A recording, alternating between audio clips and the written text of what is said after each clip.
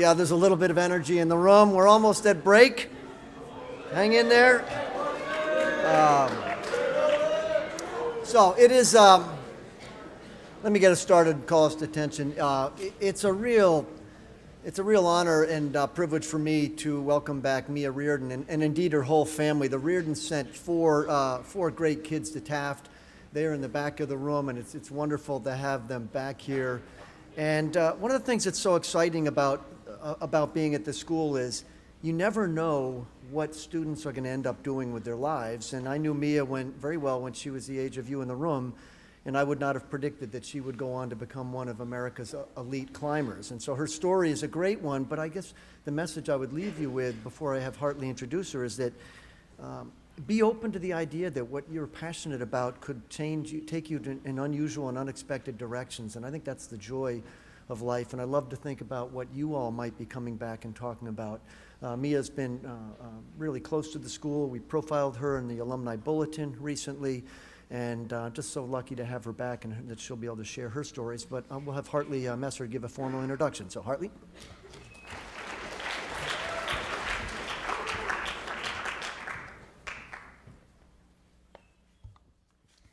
Courtney Reardon recently became the 68th American woman to summit Mount Everest and survive.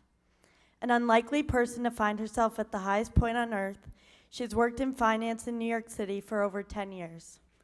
Previously, she was a director in equities at a Canadian investment bank and is currently a senior vice president in business development at First Pacific Advisors, a $30 billion assets under management value investing firm.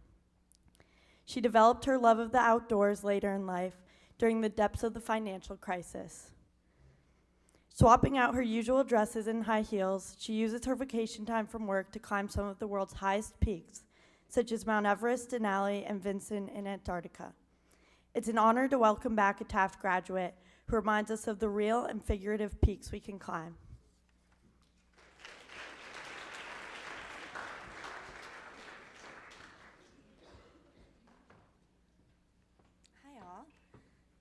I first have to call out Mr. Mack. Mia is my sister. She's a lot younger than me, and she's really cute, so I love it when people get us mistaken. Oh, man. So I wanted to start with, I've got some couple slides. You guys have seen these.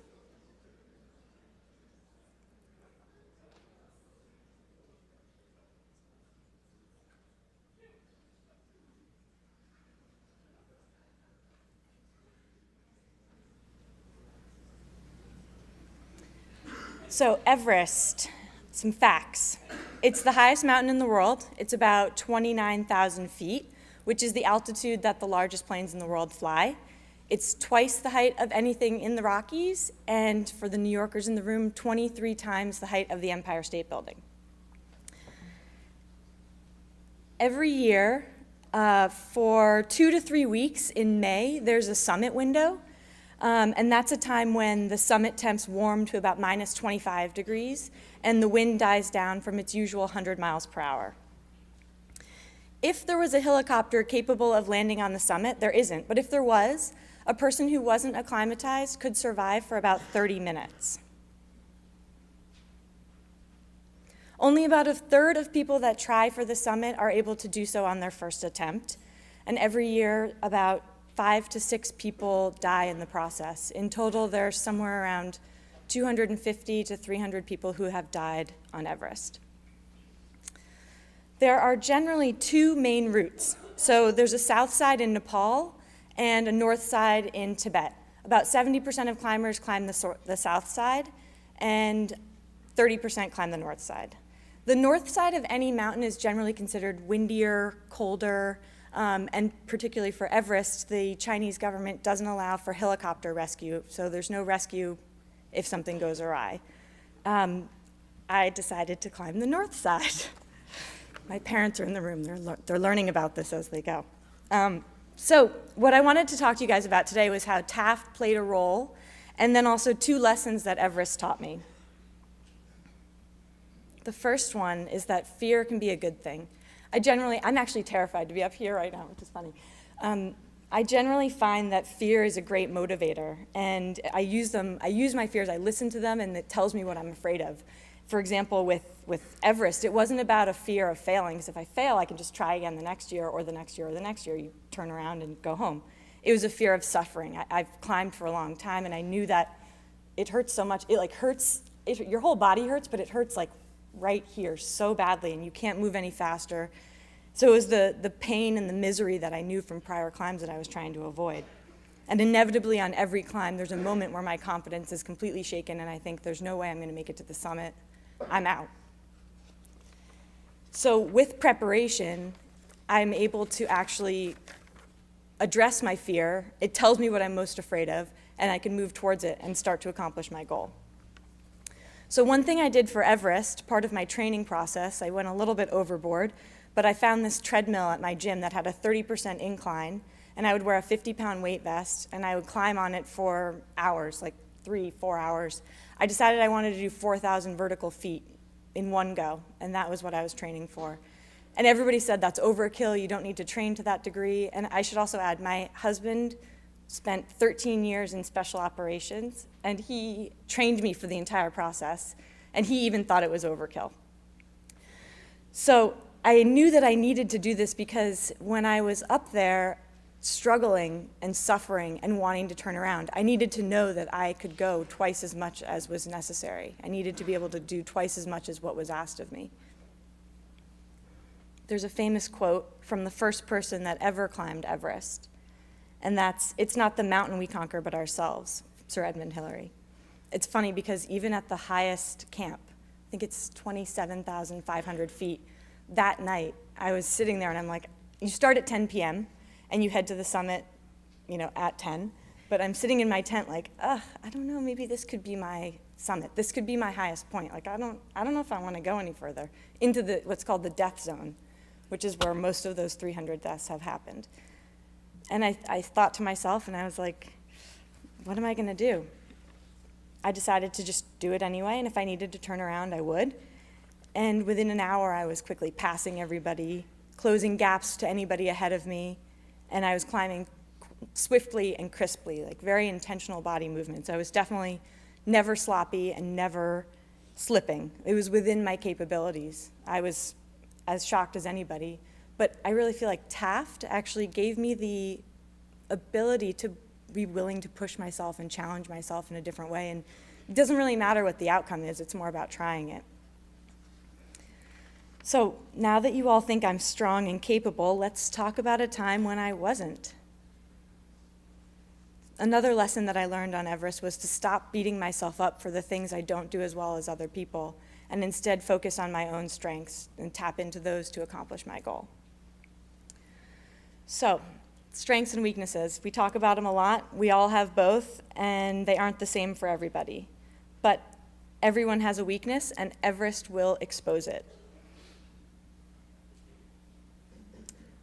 So my weakness, you can see here, my weakness is the lower altitude, like this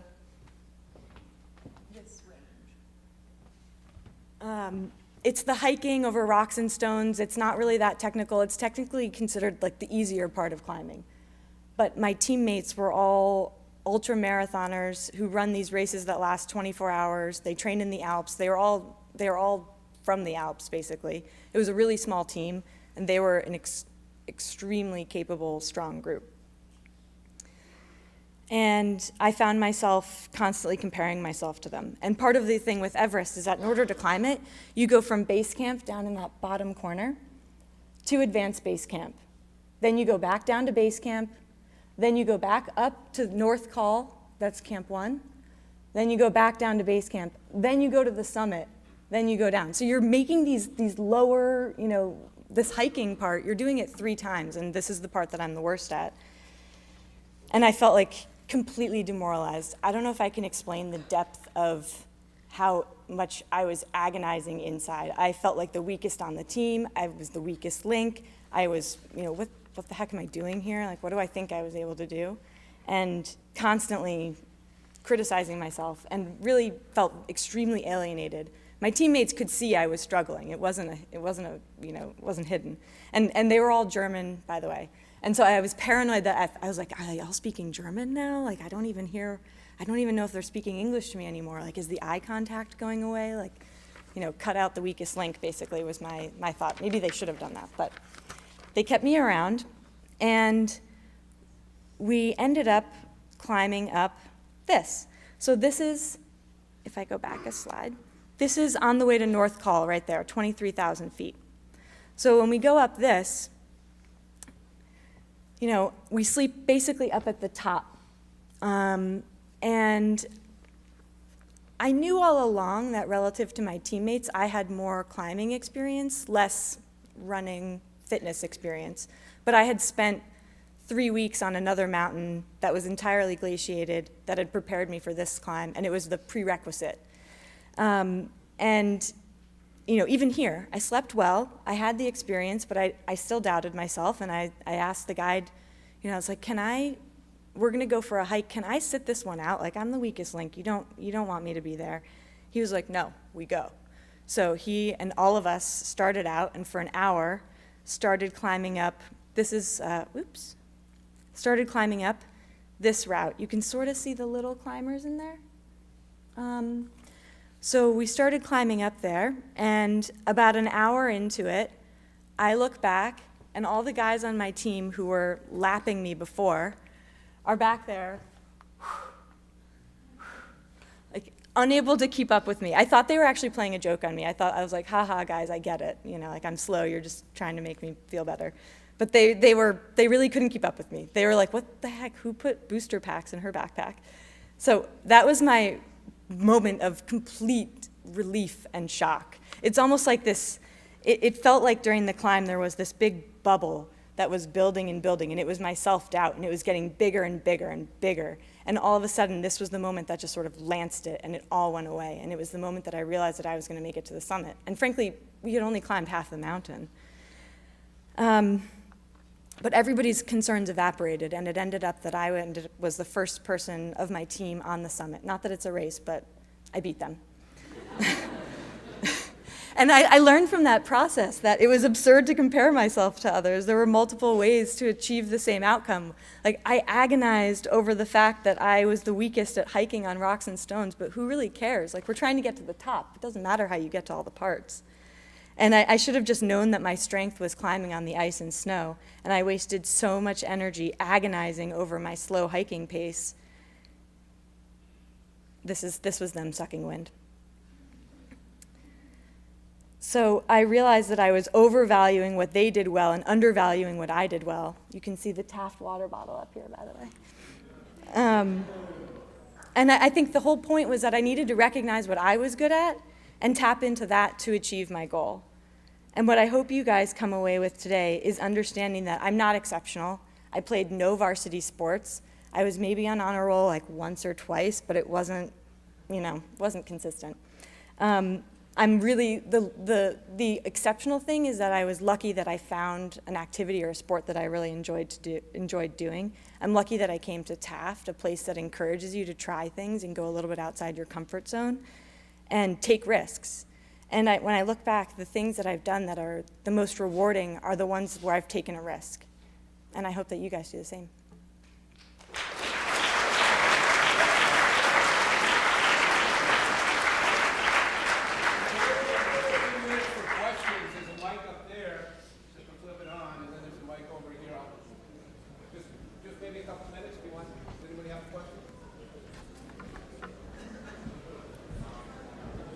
If there aren't any questions, this will be the first time I've ever said the word Everest and not had a question.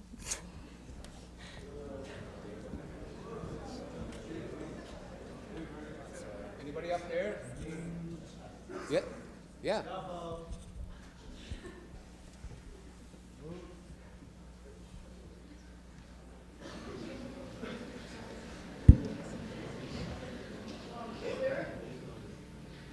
Oh, we got to flip it on.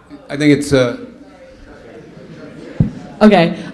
Is there a reason why you go up and then down and like when you're talking about? Acclimatizing, yeah. Okay. So you have to do that. So to climb Everest takes 2 months, and part of that is because you have to basically spend a week at base camp, a week at advanced base camp, back down. The only place that your body can recover is base camp, which is 17,000 feet.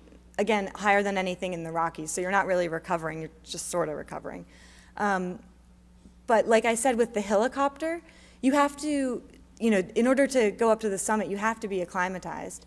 So by going up and down the mountain, you're getting your body adjusted to the altitude, and you're building red blood cells, which basically will keep you alive when you go to the summit.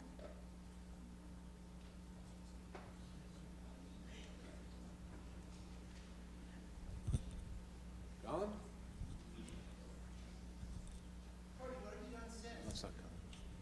So yeah, people always ask what's next, and I'm like, I'll do anything, give me an idea. So since Everest, I actually left my old job and started a new one. And in between jobs, I went to Antarctica and climbed the highest peak there, which is about 16,000 feet. Antarctica has similar conditions to the top of Everest, so it's like minus 25 degrees and windy, which was nice. I got to use all my Everest gear again. And then I got home. My husband and I went skiing for a couple days. He went back to work, and I still wasn't allowed to go to work, so I decided to go to Ecuador, and I went and climbed three 6,000 meter peaks. So I think it was like 19,000, 20,000, and 21,500 feet. And it was funny. I was climbing with a guy, with a guide, an Ecuadorian guide who had also climbed Everest. And when we got to the top of, I think maybe the first peak, we were taking pictures, and he wanted pictures for the blog. And I'm like, do you want a video of me dancing? And he looked for a minute and said, okay. He was worried. So when you get hypoxic at high altitude, you do weird things. And he didn't know that I was just enjoying myself and like, I could do a video of me dancing. He was worried. He's seen people do snow angels when they're hypoxic and kind of out of their minds. You can kind of hallucinate at high altitude.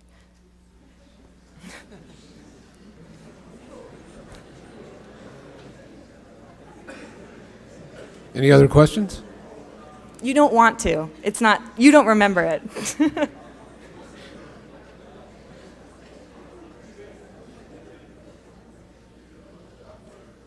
Will you? Oh, Joe.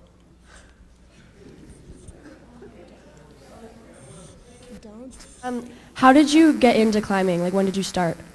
I don't know if you guys have ever heard of Knowles, but so I worked at Bear Stearns, which is an investment bank that doesn't exist anymore. It blew up in the financial crisis, and I kind of thought to myself, okay, if climbing, if finance doesn't work out, what are my interests? And I realized that every TV show and every book I was reading was about climbing, but I didn't know how to do it. So I signed up for a Knowles course, and it was winter camping and backcountry skiing. And we got stuck in a snowstorm, and it snowed 3 feet in Jackson Hole, not 300, 3 feet in Jackson Hole, and we had like minus 10 degrees, and I was like, this is great. And I loved it. So the only way to kind of get back out there and do it more was to go a little bit more extreme and learn how to climb. So I did an intro mountaineering course at Denali in Alaska, and then sort of just kept going from there. But I actually never, I think I said multiple times that I would never climb Everest because I thought it was crowded. I didn't know about the north side. The south side that 70% of climbers climb is a little more crowded. And I actually decided to do Everest only a couple months before I did it. Once the idea came, I kind of couldn't not do it. And I asked my employers for a unpaid leave of absence, and they said they wanted to be supported and let me, pursue it. So I took off 2 months. I was more scared to ask for the time off than I was to actually do the climb.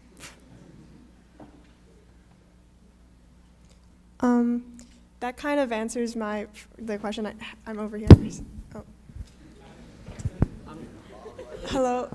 Okay. Here. What was the most dangerous experience that you encountered when climbing Mount Everest? The most dangerous? Well, actually, Or thrilling? I don't know. The entire trip was pretty risky, but maybe so there's the like most one dangerous part. Well, actually, I want to show you guys this picture. This is right before the most dangerous part. So this is coming down from the. This is coming down from the summit. So you go up to the summit at 10 p.m. It's dark. Why is this still going? It's dark, and you reach the summit at dawn.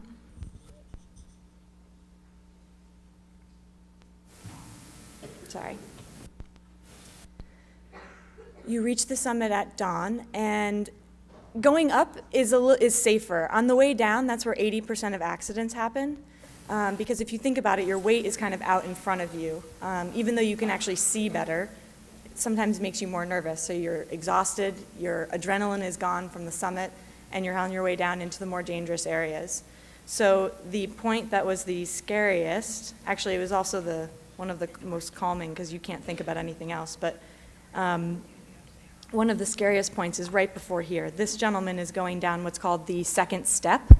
It's a 40-foot sheer wall with, you can see parts of it, with the ladders.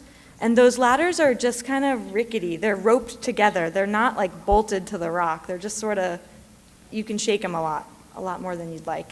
And so going down that, it's a 10,000-foot drop on the side. So it's a high concentration area. Oh, my parents are hearing this. So it's a 10,000-foot drop on this side, and the ladders, you're roped in, but you can't fall. And then I think this area down here is the most difficult because your feet want to slip out from under you. So I would say coming down the second step and then the area right afterwards where you're traversing to get to the next camp is probably where I felt the most precarious. But in a weird way, your energy is just so focused on your footwork.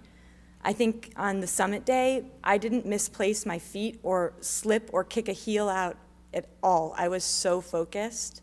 And I think that in that way, you keep yourself safe. But it's a lot of the summit day, especially on the north side, is very exposed, and it's a no-fall zone.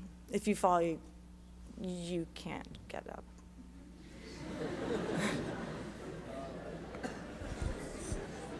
That's probably it. So you want to get going, and we thank you so much. You'll be in the faculty room. Thank you. Thanks, guys.